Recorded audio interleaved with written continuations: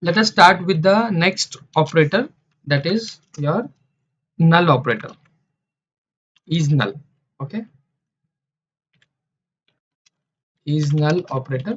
So what does is null operator do? Is null operator used to test whether a value is null or not. Okay, by using a is null operator.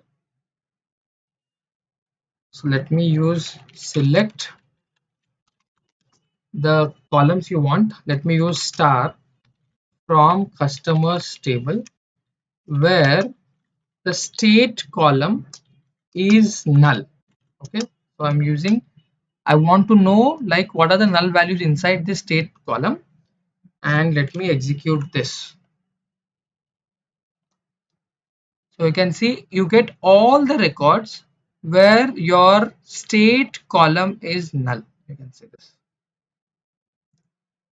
You do not find anything except null. So let me take only specific records.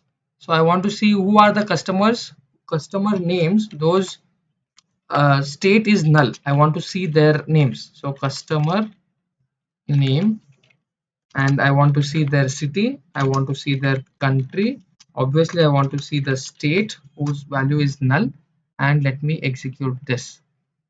You can see I can easily find out that these customers do not have their states, or their states are set to be null.